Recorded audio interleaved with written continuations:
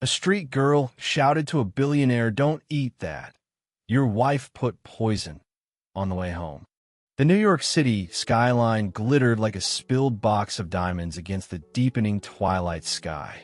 Inside the hushed, opulent dining room of Etoile Falante, one of Manhattan's most exclusive French restaurants, Julian Hart absently traced the rim of his water glass. At 62, Julian possessed the kind of quiet authority that came from decades spent building Hart Foods from a small, inherited bakery into a national gourmet food empire. His silver hair was neatly combed, his suit impeccably tailored, but tonight, a weariness settled behind his usually sharp blue eyes. Across the table, Vanessa Hart, his wife of 15 years, flashed a brilliant smile that didn't quite reach her eyes. 45, blonde, and stunningly put together, Vanessa curated her appearance as meticulously as she curated their social life. "Darling," she said, her voice a smooth melody that always seemed slightly rehearsed, "you barely touched your souffle. Was everything all right?" Julian managed a thin smile. "Just thinking about the new product launch next quarter, Nessa. Long day." It wasn't entirely a lie, but it wasn't the whole truth. A subtle tension had simmered between them for months, an unspoken coolness that clung to the edges of their interactions. He attributed it to the pressures of their respective lives, his demanding business, her endless charity galas, and social engagements. But tonight, it felt heavier, more pronounced. "You work too hard, Julian," Vanessa chided gently, reaching across the table to pat his hand. Her touch felt cool, "which is precisely why I made you something special." She signaled a waiter, who approached carrying a small, elegant gift box tied with a dark blue ribbon. "My grandmother's recipe. Chocolate chip pecan cookies.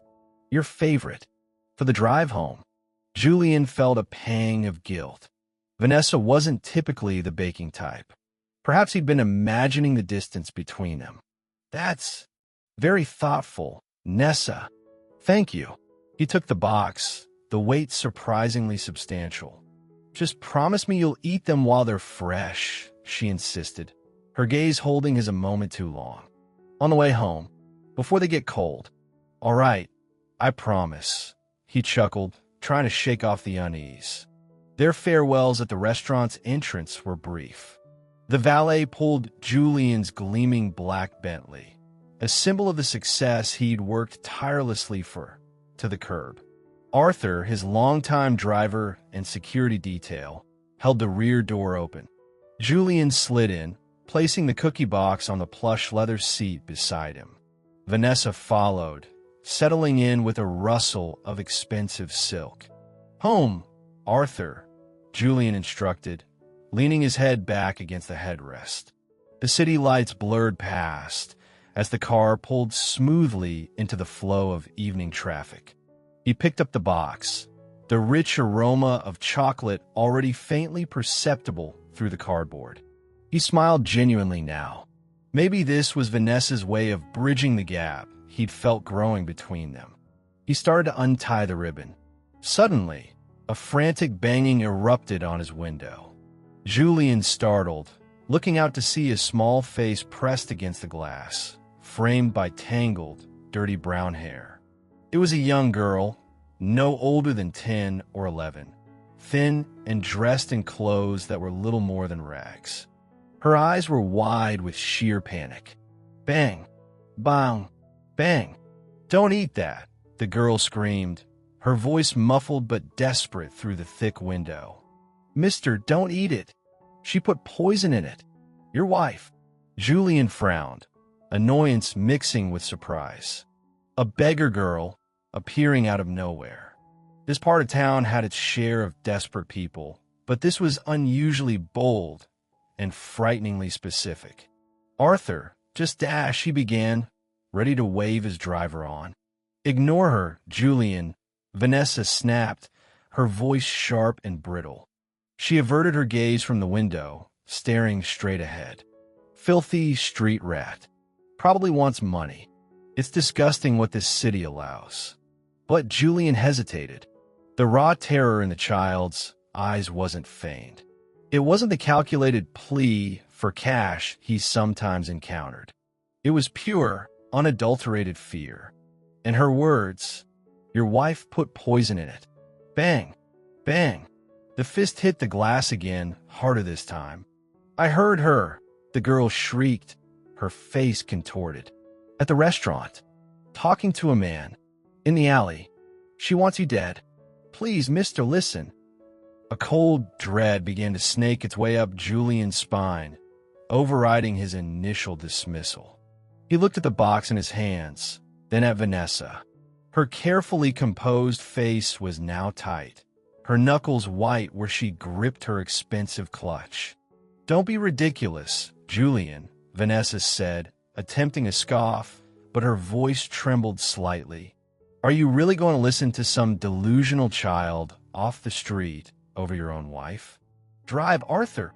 But Arthur, a stoic man who had seen much in his years with Julian, glanced back, his expression uncertain, waiting for Julian's final word. Julian's gaze locked onto the box. "My grandmother's recipe."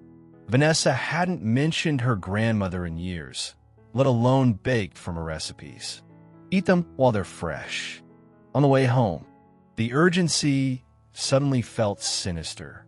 He slowly, deliberately lifted the lid off the box.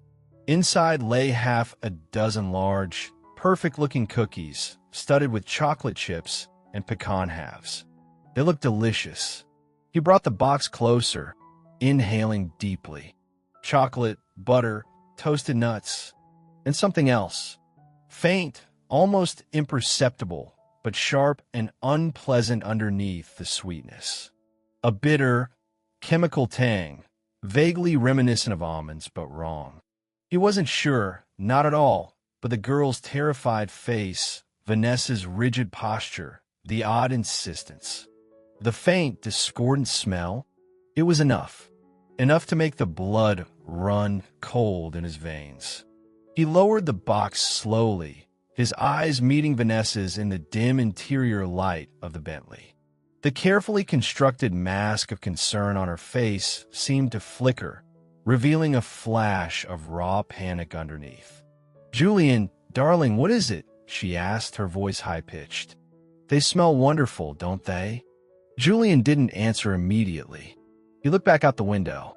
The little girl was still there, pressed against the glass, her breath fogging a small patch, her eyes pleading.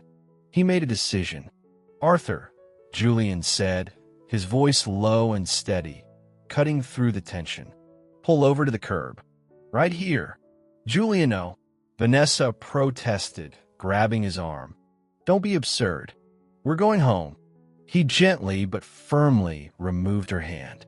He turned to her, the warmth gone from his eyes, replaced by an icy calm that masked the turmoil roiling beneath. "Explain, Vanessa," he said, the words dropping like stones into the sudden silence. "Explain why this child is screaming about poison. Explain why these cookies smell." "Wrong." Vanessa stared at him, her face paling rapidly under her expensive makeup. Don't listen to her," she stammered, her composure finally cracking. "She's lying. A dirty, lying street urchin. How dare you believe her over me?" Her desperation was more convincing than her denial. Julian felt a profound sickness wash over him, a sickening lurch in his stomach that had nothing to do with poison. He looked from his wife's crumbling facade to the terrified child outside, who had risked who knew what to shout a warning at a stranger's car. He reached for his phone, his hand surprisingly steady. "Arthur, unlock the doors and call 911. Tell them I suspect an attempted poisoning. My wife is the suspect, and there's a witness here." Vanessa gasped, her eyes widening in disbelief and fury. "Julian, you wouldn't." "I just did," Julian replied, his voice devoid of emotion as he pressed the call button. The fantasy of their life together, already fraying at the edges, had just been irrevocably torn apart. Outside the window, the small, ragged girl watched, her chest heaving, as the first distant wail of sirens began to cut through the New York night. The arrival of the NYPD patrol cars was swift, their flashing red and blue lights, painting garish, dancing streaks across the Bentley's polished surfaces and the surrounding buildings. The sharp, authoritative rap on the driver's window broke the stunned silence within the car. Arthur, after a brief exchange through the barely open window, unlocked all the doors as instructed. Two uniformed officers approached cautiously, their expressions assessing the scene. The luxury car, the well-dressed couple inside, the small, disheveled child standing uncertainly on the sidewalk, now partially shielded by Arthur, who had stepped out to stand near her. "Sir, I'm Officer Miller," the taller officer addressed Julian through the open rear door. "Dispatch said there's a suspected poisoning." "Yes, officer," Julian confirmed, his voice tight. He held up the open box of cookies. "My wife," he indicated Vanessa, who sat rigidly, staring straight ahead, refusing to look at anyone, "gave these to me just minutes ago. This young lady," he gestured towards the girl on the sidewalk, "warned me not to eat them, claiming they were poisoned. She said she overheard my wife plotting." He trailed off, the words feeling absurdly theatrical, yet chillingly real. The officer's gaze sharpened. He glanced at Vanessa, then at the box, then back at Julian. "And you believe this might be true, sir?" "There's an unusual smell," Julian said carefully. "And my wife's reaction, her insistence I eat them immediately, combined with the girl's warning. I believe there's sufficient cause for concern." Vanessa finally broke her silence. "This is outrageous," she spat, turning towards the officer, her voice laced with fury and a tremor of fear. "My husband is being manipulated by a street child. I demand you arrest her for harassment. I baked those cookies myself." "Ma'am, please remain calm," Officer Miller said evenly. His partner, Officer Chun, had moved around the car and was now speaking quietly to Arthur and the young girl. "We'll need to take the cookies as potential evidence, sir," Officer Miller told Julian. He produced an evidence bag, "and we'll need statements from everyone involved." He carefully took the box from Julian, handling it by the edges, and sealed in the bag. "Do you feel unwell, sir? Any symptoms?" "No, I didn't ingest anything," Julian confirmed, the relief washing over him again, quickly followed by a wave of nausea at how close he had come. The process unfolded with a grim sort of efficiency. More officers arrived, including a detective who took charge of the scene. Paramedics were called as a precaution, though Julian declined medical attention after a brief check. Vanessa, despite her loud protests and threats of calling lawyers, was asked to step out of the car. When she initially refused, the officer's patience wore thin. "Ma'am, you need to come with us for questioning regarding serious allegations," the detective stated firmly. "You can cooperate here, or we can detain you more formally." Seeing the handcuffs dangling from the detective's belt, Vanessa seemed to deflate.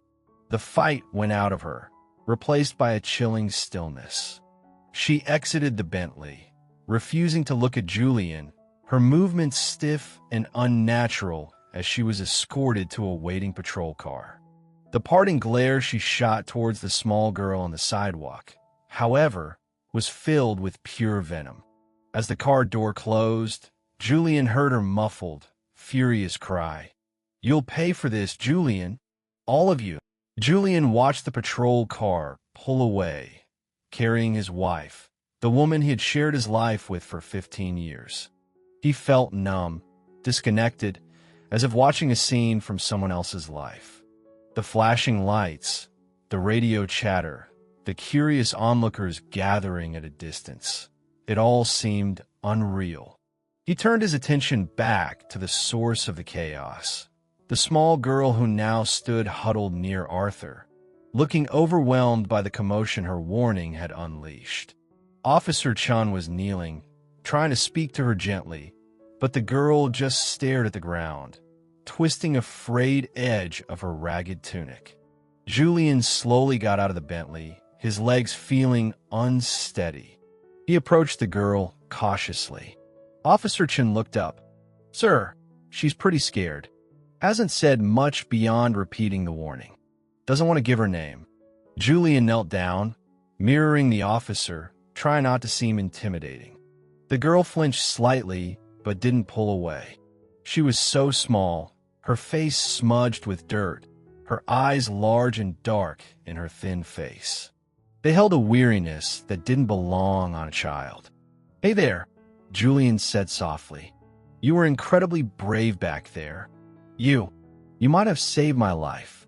The girl glanced up at him quickly, then back down at her worn-out shoes. A single tear tracked a clean path through the grime on her cheek. "What's your name?" Julian asked gently. She hesitated, then mumbled something incoherent. "It's okay," Julian reassured her.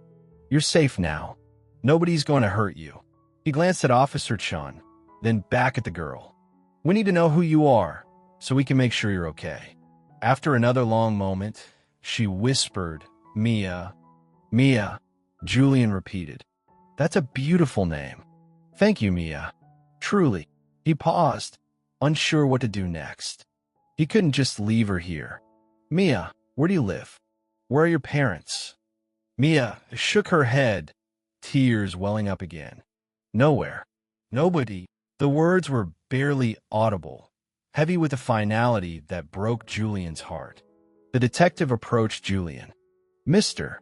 Hart, we'll need you to come down to the precinct to give a formal statement. We've also got Child Protective Services on the way for Mia." He indicated the girl with a nod. Julian looked at Mia, small and alone amidst the flashing lights and uniformed officers.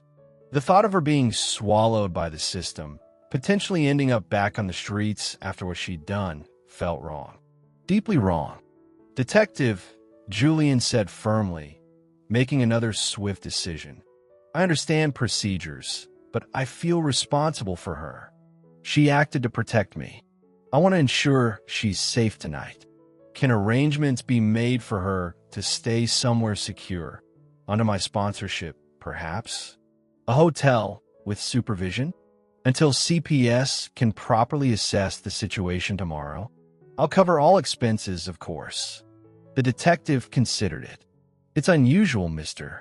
Hart, but given the circumstances and your willingness to be financially responsible, let me see what we can do. We'll need to take her details first, and CPS will have the final say tomorrow. Understand?" "Understood," Julian confirmed. He looked back at Mia, who was watching him with wide, uncertain eyes. "Mia," he said softly, "would that be okay with you? To stay somewhere warm and safe tonight? Get something proper to eat?" Mia hesitated, then gave a tiny, almost imperceptible nod. While the police finished securing the scene and taking preliminary statements, Julian made arrangements through Arthur. A secure room was booked at a nearby, respectable hotel. One of Julian's trusted female household staff, Martha, a kind, grandmotherly woman, was called to meet Mia there, stay with her, ensure she had food, clean clothes, and felt safe. Arthur would handle the transport once the police cleared it. As Julian prepared to leave for the precinct in a separate car, he knelt before Mia one last time. "Martha will take good care of you tonight, Mia. I promise. I'll see you tomorrow, okay?" Mia looked up at him, a flicker of something unreadable in her eyes. Fear, hope, confusion? She nodded again, clutching a small, smooth stone she must have picked up somewhere. Driving towards the sterile environment of the police station, Julian's numbness began to recede, replaced by a bewildering mix of emotions. Cold fury towards Vanessa, profound gratitude towards a child he didn't know, and a sickening awareness of his own blindness. How could he have missed the signs? How could the life he thought he knew be so rotten beneath the gilded surface?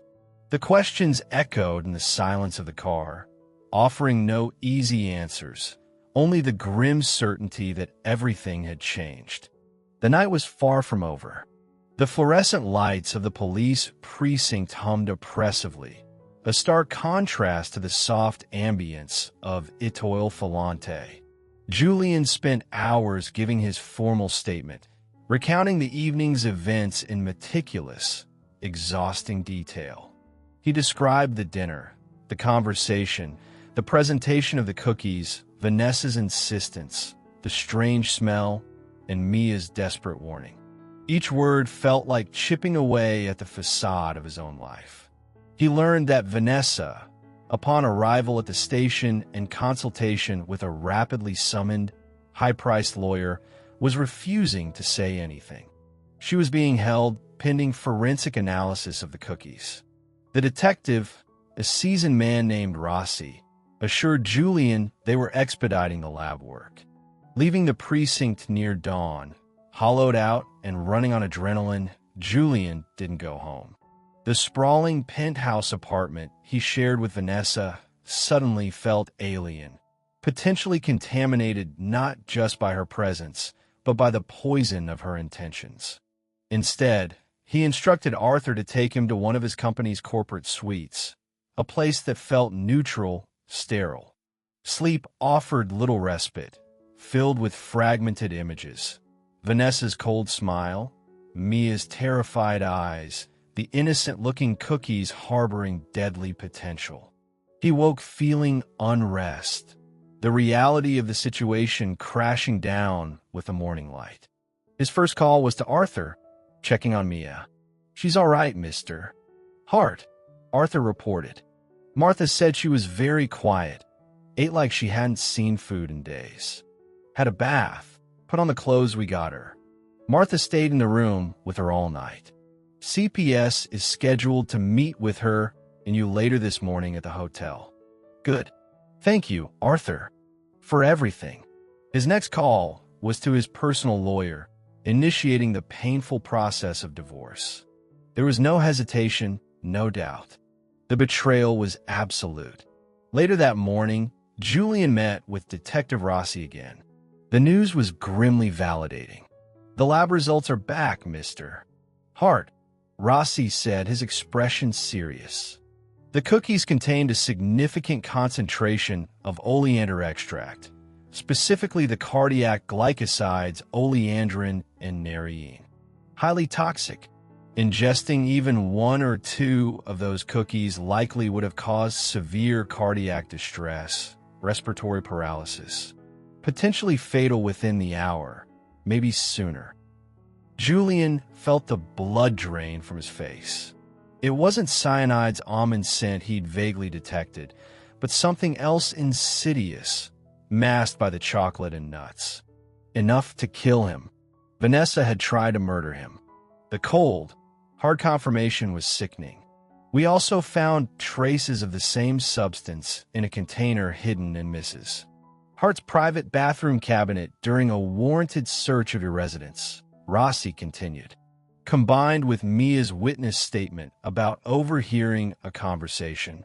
The case against your wife is substantial. We're proceeding with charges of attempted murder. Attempted murder. His wife. The words hung in the air, heavy and suffocating. Julian knew the police investigation would uncover the basics, but he needed more. He needed to understand why. He hired a team of discreet private investigators, tasking them with digging into every aspect of Vanessa's life. Her finances, her social circles, her communications. He needed the whole truth, no matter how ugly. While the investigators began their work, Julian focused on Mia. He met her and the CPS caseworker, MS. Evans, at the hotel. Mia looked transformed. Clean, dressed in simple new jeans and a sweater, her tangled hair brushed and tied back. She looked like a different child, though the wary, watchful look in her eyes remained. Ms. Evans was professional but compassionate. Mr. Hart, Mia has shared some of her story with me. It seems she's been on her own for quite some time. No known relatives. She explained the process. Mia would likely be placed in temporary foster care while they searched for any family or made longer-term plans. No, Julian said immediately, surprising himself with his own decisiveness. I don't want her going into the system if it can be helped. She saved my life. I want to take responsibility for her. Ms. Evans looked taken aback. Mr. Hart, that's a very generous sentiment, but becoming a guardian, potentially adopting, it's a long, complex legal and emotional process. It requires background checks, home studies, evaluations. I understand, Julian interrupted gently, and I'm prepared to do whatever it takes. Start the background checks. Inspect my home, a different one, obviously. But in the interim, I don't want her in foster care. Can I apply for emergency temporary guardianship? I can provide a stable environment, ensure her education, therapy, whatever she needs. Martha can stay on as a live-in caregiver. I have the resources. Ms. Evans studied him, then looked at Mia, who was watching Julian intently. It's highly irregular, Mr. Hart. But given that you are the victim in the crime she potentially prevented, and she currently has no other advocate, I can file the request with the court, citing the unique circumstances. But there are no guarantees. While the legal wheels began to turn, Julian focused on making Mia feel safe. He moved into a different, large apartment he owned but rarely used, ensuring it was comfortable and child-friendly. Martha stayed with Mia constantly at first, providing a gentle, stable presence. Julian spent as much time with her as possible, taking things slowly. They ate quiet meals together, visited parks, went to a bookstore where he told her to pick out anything she wanted. Mia remained quiet, observant, slowly emerging from her shell. She spoke little about her past, but Julian didn't push. He learned she was 11, had been orphaned young, her parents victims of a car crash, and lived briefly with a grandmother who passed away. After that, she drifted, ending up on the streets, surviving by scavenging and staying invisible. One evening, sitting in the new apartment's living room, Julian gently asked, Mia, can you tell me more about what you heard? At the restaurant. Mia nodded, fiddling with the hem of her new sweater. I was looking for food, she whispered, staring at her lap. Behind the restaurant, near the dumpsters. There's an alley back there. Dark. I heard voices. She swallowed hard. Your wife. Vanessa. She was talking to a man. Low voices. Angry. What did they say? Julian prompted softly. She was upset. Said things weren't moving fast enough. Said you were holding everything up. The man. He told her to be patient. The plan was set. He asked if she had the special delivery ready. Mia looked up, her eyes wide. She laughed. Not a nice laugh. She said, chocolate chip pecan. His favorite. He'll eat them on the way home, just like I told him. Then she said soon everything would be hers. Theirs. And she wouldn't have to pretend anymore. Mia shuddered. I didn't know what it meant. Not really. But it sounded bad. Scary. When I saw you come out, and she gave you the box, I just knew. I had to stop you. She looked down again. My grandpa used to look sad sometimes, even when he smiled. Like he did, before you got in the car. Julian felt a profound wave of emotion, gratitude, sorrow, anger.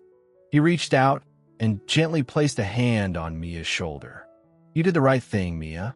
The incredibly brave right thing. A few days later, the private investigators delivered their initial report. It was worse than Julian had imagined. Vanessa had been having an affair for over 2 years with a man named Marcus Thorne, a charismatic but deeply indebted financial advisor who had been promising her a life free from Julian's shadow. They found evidence of secret meetings, lavish gifts Vanessa had bought him, and communications outlining a plan. Vanessa, it turned out, had also accrued significant personal debts through gambling and extravagant spending she'd hidden from Julian. Thorne had apparently convinced her that Julian's death was the only way out, the only way for them to secure the heart fortune and clear their combined debts. The poison, oleander, was traced to plants Vanessa had ordered online for her private garden on their penthouse terrace months earlier. The betrayal was calculated, cold-blooded, and stretched back years. The foundation of Julian's life wasn't just cracked. It had crumbled into dust. He looked at the evidence spread across his desk: emails, financial records, photographs. Then he looked towards the sound of quiet drawing coming from the next room, where Mia was sketching in a notebook he'd bought her.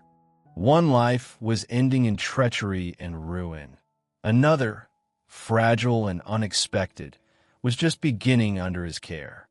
The contrast was stark, the path forward uncertain, but illuminated by a single, small act of courage from a girl who had nothing. The wheels of justice grind slowly, but they do grind.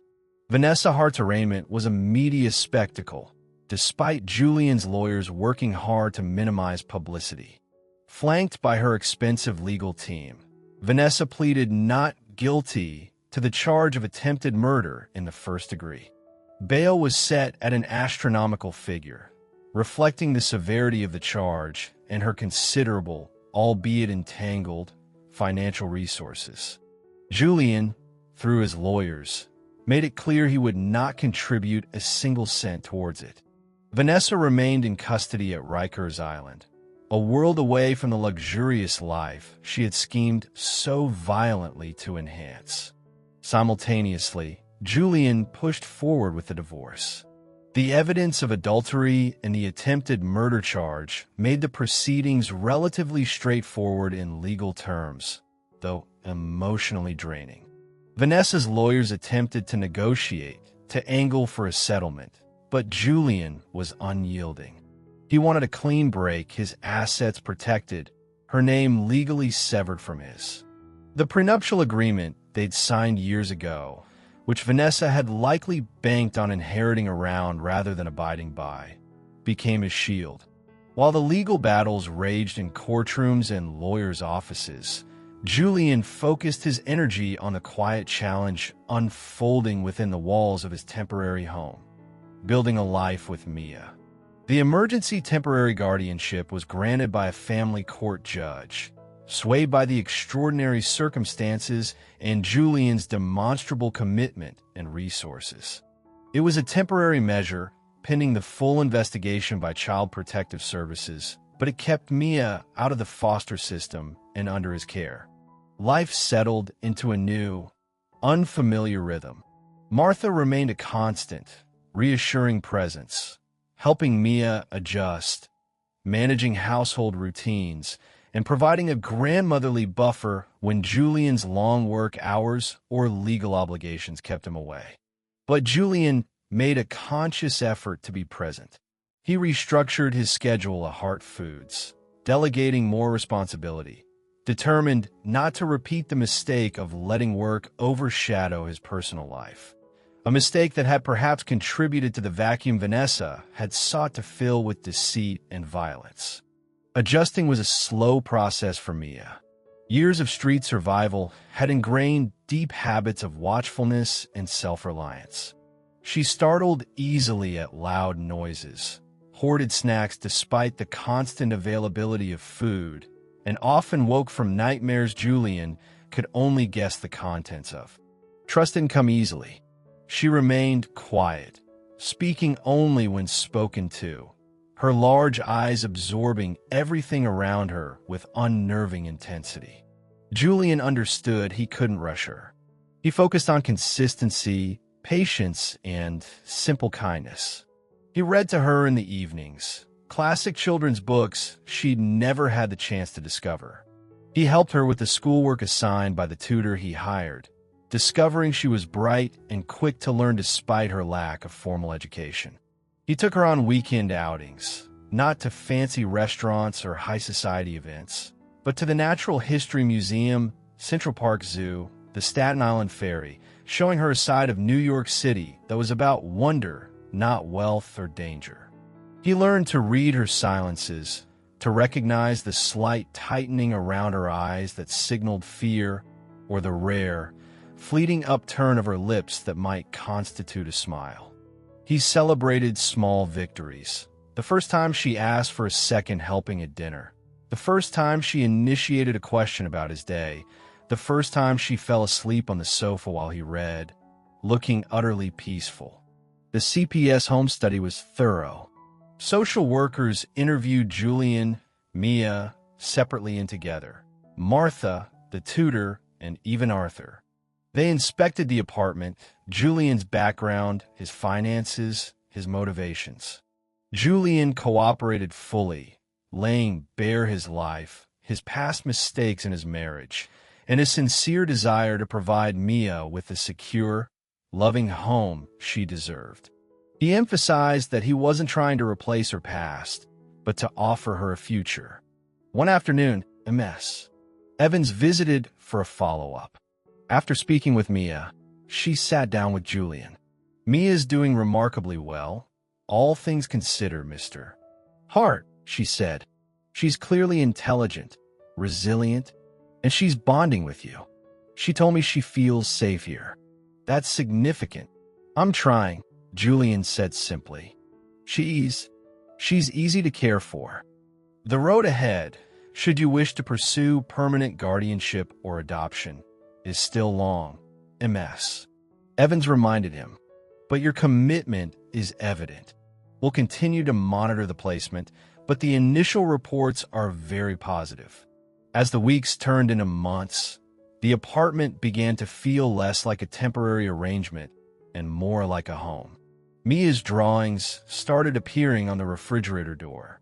She developed favorite foods, surprisingly, simple pasta with butter and cheese, favorite cartoons, and even a quiet fondness for Arthur, who occasionally brought her small, carved wooden animals he made in his spare time. Julian found himself changing too.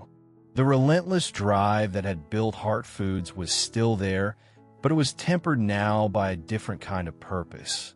Mia's presence filled a void he hadn't fully acknowledged.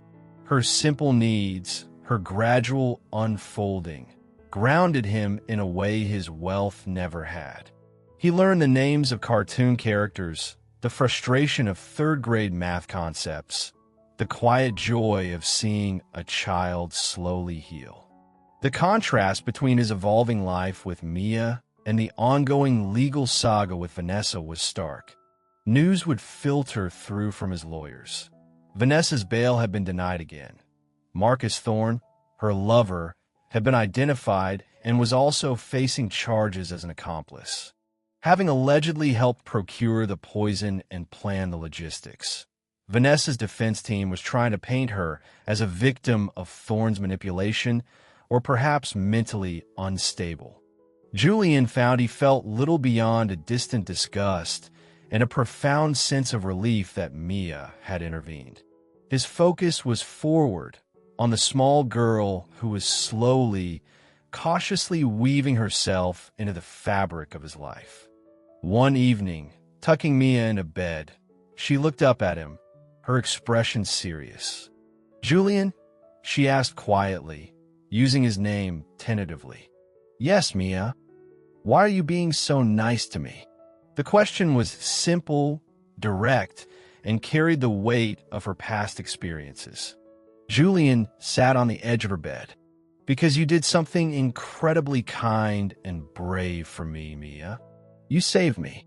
And because you deserve to be safe and happy. Every child does." He paused, then added softly, "And because I'm starting to care about you a great deal." Mia didn't reply, just held his gaze for a moment before burrowing under the covers. But as Julian turned off the light, he saw the ghost of a genuine smile touch her lips in the dim light from the hallway. It was a fragile beginning, built on the wreckage of betrayal, but it felt more real, more substantial than anything he had known before. The legal battles would continue, but here, in the quiet space he was building with Mia, healing was tentatively taking root. The trial of Vanessa Hart and Marcus Thorne dominated local news for weeks. Julian attended only when legally required to testify, finding the courtroom atmosphere suffocating. He recounted the events of that fateful night calmly and factually, his voice steady despite the churning emotions beneath the surface. He detailed Vanessa's behavior, the discovery of the poisoned cookies, and Mia's crucial warning. The defense lawyers tried to undermine his testimony, suggesting he was overly influenced by a suggestible child or seeking revenge on an unfaithful wife. But the physical evidence, the lab reports, the poison found in Vanessa's possession, the incriminating digital communications between her and Thorne was overwhelming. Mia was spared the trauma of testifying in open court. Her earlier statements to the police and CPS, along with Detective Rossi's testimony about her account of the overheard conversation in the alley, were deemed sufficient. Julian fought fiercely through his lawyers to protect her privacy and shield her from further exposure to the ugliness of the case. The jury deliberated for less than 2 days. The verdict came back decisive: guilty. Vanessa Hart was convicted of attempted murder in the first degree and conspiracy. Marcus Thorne was found guilty of conspiracy and accessory charges. At the sentencing hearing, Vanessa, stripped of her designer clothes and societal veneer, finally broke down, delivering a rambling, tearful statement filled with self-pity and blame. Blaming Thorne, blaming Julian for neglecting her, even blaming the pressures of her social life.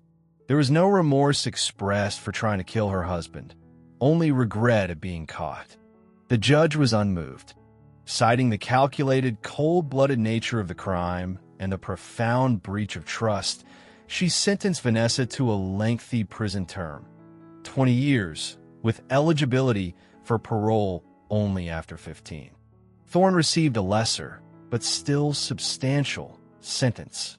Julian felt a complex mix of emotions as the sentence was read: relief that justice was served, residual anger at the depth of the betrayal, and a profound sadness for the waste of a life. But mostly he felt closure. That chapter was definitively over. Around the same time, the divorce was finalized. Julian ensured Vanessa received only what the prenuptial agreement strictly mandated, a fraction of what she would have inherited, and certainly not enough to maintain her previous lifestyle upon her eventual release. Hart Foods remained securely his. The penthouse, filled with too many ghosts, was sold. With the legal turmoil subsiding, Julian turned his full attention to the most important process: making Mia permanently part of his life.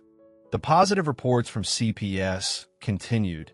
Mia was thriving in her tutoring and had started tentatively making friends at a small, private school Julian enrolled her in. The bond between them had deepened significantly. She called him Julian still, but there was an easy affection, a growing trust that spoke volumes. The adoption process, while lengthy, proceeded smoothly.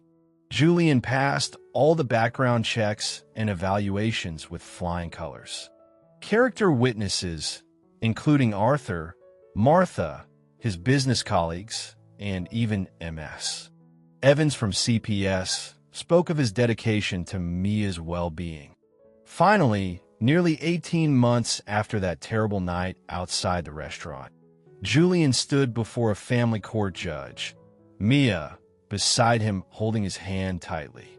"Do you, Julian Hart, wish to legally adopt this child, Mia, to provide her with a permanent, loving home and accept all the rights and responsibilities of a parent?" the judge asked. Julian looked down at Mia, whose eyes were shining with nervous anticipation. He smiled his heart full. Yes, Your Honor. More than anything. And Mia, the judge said gently, turning to her, do you wish for Julian Hart to become your legal father? Mia looked up at Julian, her smile wide and genuine now, chasing away the last shadows of the street urchin she once was. Yes, she said, her voice clear and happy. I do. With the stroke of a pen, it was official. Mia, the orphan who lived under a bridge, became Mia Hart, daughter of Julian Hart, and legally, heir to a significant portion of his estate, though Julian knew the real inheritance was the love and security they now shared. Walking out of the courthouse into the bright sunlight, Mia squeezed his hand. Daddy, she tried the word, looking up at him. Tears welled in Julian's eyes. Yes, Mia. Can we get pizza? Julian laughed, a deep, genuine laugh that felt like washing away years of pretense. Absolutely. Any kind you want. Inspired by Mia's journey and the realization of how many other children faced similar plights, Julian established the Mia's Heart Foundation.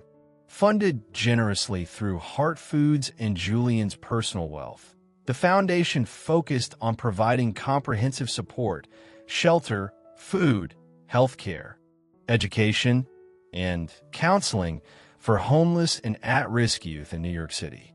Mia, as she grew older, became actively involved, sharing her story when she felt ready and advocating for kids who needed a second chance, just like she had received.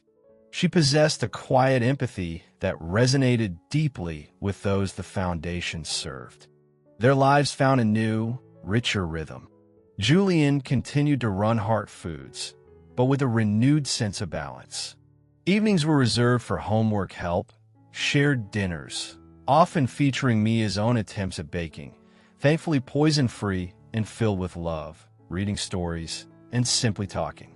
They traveled together, exploring the world beyond New York, creating new, happy memories to overlay the old traumas. Mia blossomed into a bright, compassionate young woman, her past informing her present, but no longer defining her future. Julian often thought back to that night, the terror of the moment Vanessa offered him the cookies, the sheer improbability of Mia's intervention. A ragged street girl, acting on instinct and a fleeting memory of her grandfather's sad eyes, had not only saved his life, but had given him a new one, filled with purpose and genuine connection he hadn't known he was missing. Vanessa, confined to a prison cell, became a distant, cautionary tale about greed and desperation. Her name rarely came up. Julian found his happiness not in revenge or bitterness, but in the everyday moments with Mia, her laughter echoing in their home, the shared warmth of family, the quiet satisfaction of building a legacy of hope through the foundation named after the girl who, against all odds, saved him.